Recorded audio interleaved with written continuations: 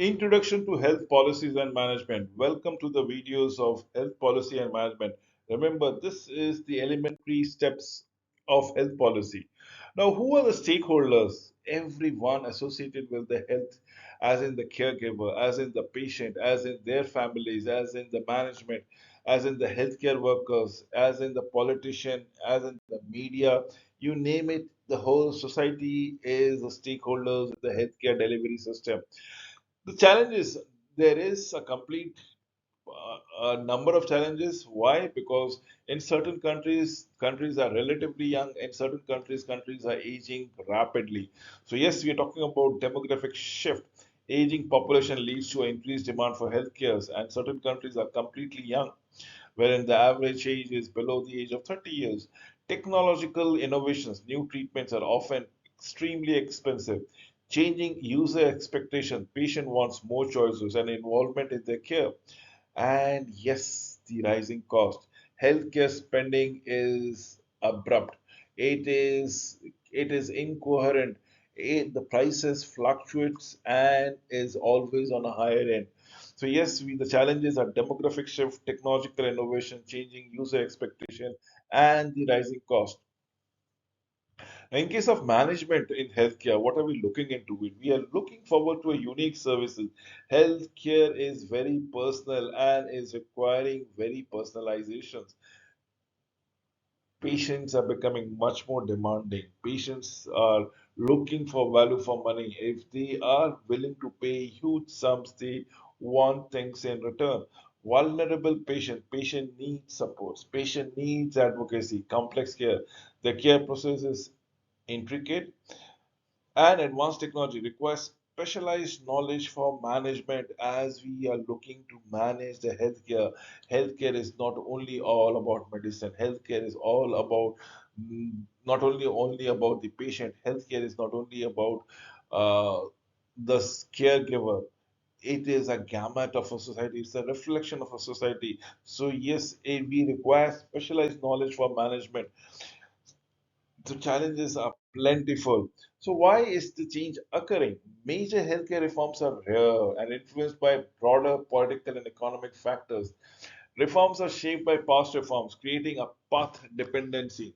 The balance of power between stakeholders, state, professional, private interest is crucial.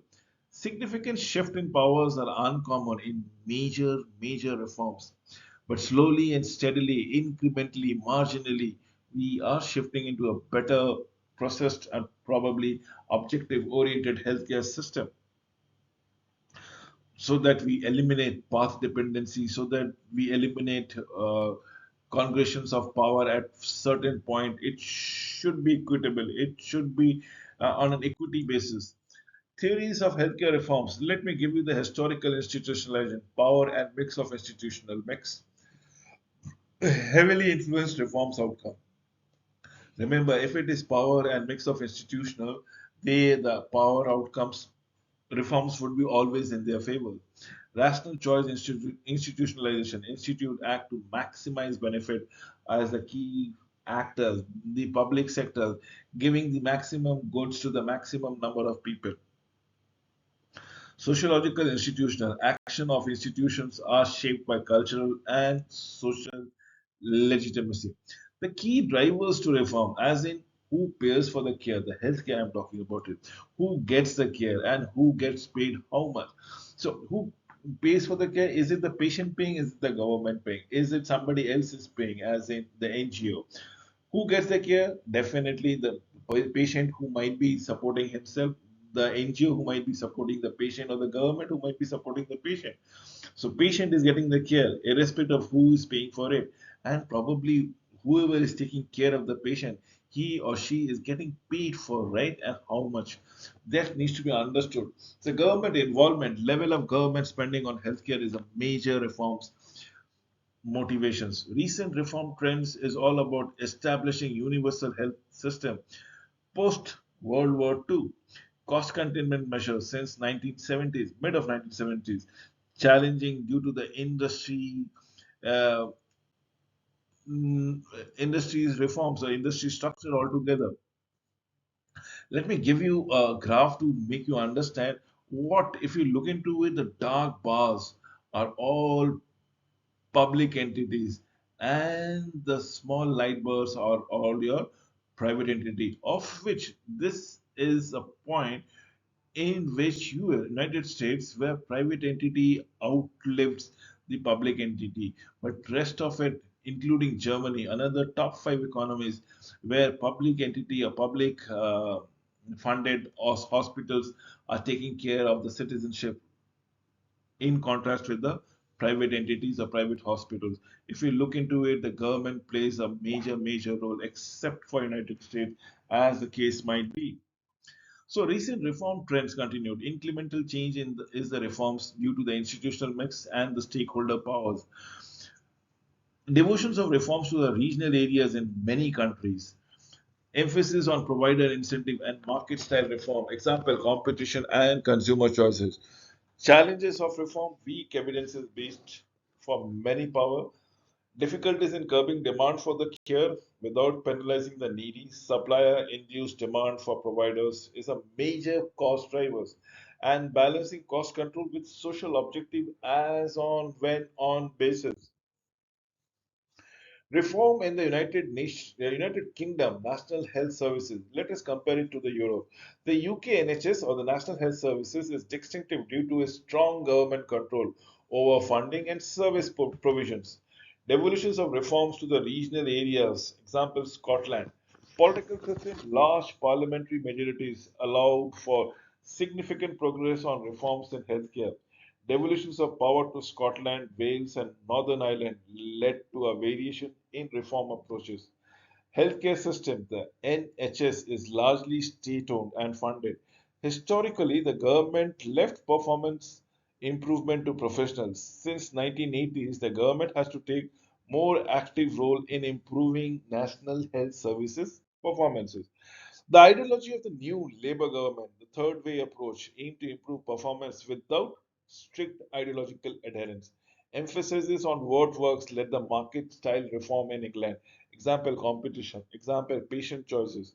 As in, whatever has been demanded for, whatever has been put forward to, whatever the market is looking up to, is let us follow the trend. These reforms are still in the early stages and their long term impact is still not very clear. Who influences reforms? Government is the most influential body. Why? Because governments are elected by the citizens. Citizens know what needs to be done as far as their health is concerned. Other influential bodies include professional groups, trade unions, industry groups, and regulator. The power of professional groups and trade unions has declined of late in recent decades. The NHS, the National Health Service Confederation, is a strong mouthpiece for managers, but can't criticize freely all the policy. Research institutions are not well mobilized for policy critique. Pharmaceutical industry has a strong influence due to its relationship with the Department of Health. Media plays a role in criticizing policy but doesn't offer alternative vision. Future of reforms. Government will likely continue to be the driving force behind the reforms.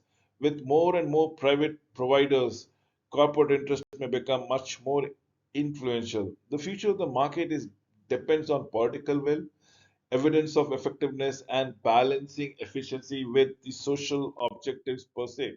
To conclude, what are we looking into? It is a complex system. It is resistance to change, but still we need to go around it. So powerful professional groups, clinicians have significant autonomy and control over the healthcare delivery. Patient as vulnerable consumers, patient often lack knowledge and power to challenge healthcare professionals. Uncertain and craft-based process. Traditional healthcare delivery is flexible but lacks the structures and coordination. Now, what factors can create challenges for reforms, but also opportunities? Let me go give it to you. Challenging exceptionalism, recognizing that healthcare can learn from other sectors also. Yes, there is a confluence of sectors. We can have convergence, like robotic surgeries altogether. Managing professionals using leadership styles that respect professional expertise while promoting collaboration, empowering patients, providing mechanism for patients to have a voice and influence their care as on when on basis. standardizing processes, introducing tools to improve efficiency, safety, consistency.